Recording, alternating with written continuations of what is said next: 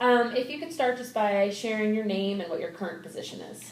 My name is Novak, and I am currently the Resource Center Director for the Resolution Systems Institute, which we call RSI. Wonderful. And when did you first learn about dispute resolution or ADR? The first time I really learned about it was in law school. Even in like midway through law school, I started getting, took negotiation and started getting more and more drawn into all the kind of courses, including mediation, that developed afterwards. And as you were exploring dispute resolutions, what was your interest in making this your career, or was it even? No, I was pretty interested from the first. I was sort of interested to check it out before I even took the class. And Okay. I think that by that time, I sort of had a sense that litigation and sort of the business side, corporate, weren't the ideal fit for me, and I was really excited about mediation, especially, but just to alternatives to types of dispute resolution. Right, right. So when you thought about graduating from law school, what type of advice did you get about starting a career in dispute resolution? I was thinking about that. Some of the advice I got was partly that it was pretty hard, that it was a pretty difficult field to break into, and I think I got some good advice about networking. I was already networking as much as I could, and just to sort of keep at it, and that really has proved to be very valuable. So tell us just a little bit about then the decision making or the path that you took to have this job in dispute resolution. Sure. Well, so to begin with, I was in law school. I took our sequence, which included, in my 3L year, the mediation course, and then actually mediating cases around Chicago. And so I was doing that, and starting to get a little bit involved in the Association for Conflict Resolution here, at least to go to one or two of their programs, and just talking to everyone I could about my interest in the field, and that I really did want to work in this field if I could. And did people not think, when you say, I really did want to work in this, did people not think? I wouldn't say people, I think people's discouragement was sort of, well, it's not going to be easy. It wasn't like anyone said, no, it's impossible, because it really isn't impossible. I also think that it helped that we were mediating through the Center for Conflict Resolution, and always working with their case managers, who are all about the age of a typical law student, and they're in the field, and so it was always kind of clear that there must be some way to kind of start making a path through this, even if it wasn't as obvious as just go interview at this firm and that firm and hope that somebody takes you. So like you saw people who were doing this that were young and seemed like they were the average age of a law student, so it has to be possible. Right. But you definitely were getting this message that it's going to be difficult because it's not an easy or a defined path. Right. Yeah. Right. So what would you say was, or can you pinpoint like how you successfully did create a career in dispute resolution? Well, for me, it really starts and ends with networking. And from that beginning, just communicating to I think that the professors at these programs are really used to having lots of law students who are not really thinking about ADR as a path, and they've just got something else they're going to do first, even if they like it. And so you kind of always stand out, I think, to be one of the students that's just really eager to get going with ADR instead. And so I was an older student to begin with. I mean, this is my first law career, but it's not my first career. So I always kind of related to the professors and had a lot of really good relationships. And that's how I found out about the job that I have now. It was sort of it helped me to get the job that I have now because I had lots of people kind of at my back, and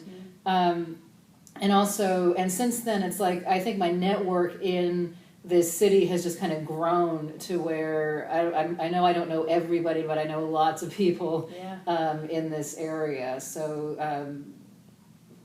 I don't think that, I forget what. Well, so networking, I mean, the next question I would want to ask is what advice would you give to others? And I'm hearing a very strong statement of networking was Right. crucial for you. Right. What else would you say if others are thinking about starting their career in dispute resolution right after graduation? Well, first of all, within networking, my take, having gone to some conferences and also networked locally, is that whatever is happening locally, big or small, is the first place I would start. Okay.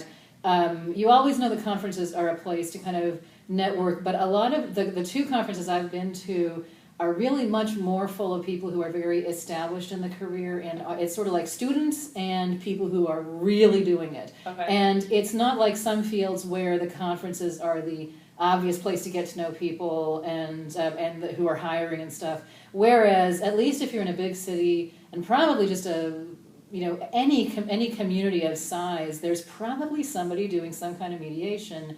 And just in my case, I did a lot with the local Association for Conflict Resolution chapter, who don't have jobs or mediation programs, but they do have constant education and sort of sharing, and I really picked up a lot about the overall field. And I always think about how when I entered law school, I didn't have a sense of sort of how big law is and how many directions you could go, including this one. And or that you don't even have to be law for this direction, but that there's just so many paths, and you don't know when you're starting thinking, am I litigation or am I corporate? And the same way, and then it turns out, in my opinion, that ADR is very much the same way, because I keep saying mediation, but of course there's arbitration and what are the circles, the restorative justice, and there are so many really different things you could be doing. And you don't know, something's probably happening where you are, and to get involved in whatever that is, which might be like someone's employment program or divorce, or there's just so many things to find out who's doing this right now and what are they doing, and kind of get involved with that. Yeah, that's really cool, because I feel like in doing all these videos, one of the themes I've been hearing is that to start a career in ADR, you don't have to be a mediator, right? It can be in program administration or in these other different job profession titles or whatever. Right. But you're also saying, hang on a second, let's look at all the different places mediation is used and all the different processes for restorative justice and arbitration to recognize that to be involved in dispute resolution just means so many different things, not just in task, but in process. Right, and personality even. I mean, I mentioned restorative justice circles, and that's a really specific type of thinker and worker and communicator who is going to love those, and that's really different from the person who is, churning through employment disputes and really making a practice out of that. I mean, there's places for really different people in this field. That's a really great point. So last question, what makes you happy about the choice that you made? It does make me happy about it. Well, I actually really enjoy what I'm talking about, but this is just such a huge field, and there are so many things in my current work.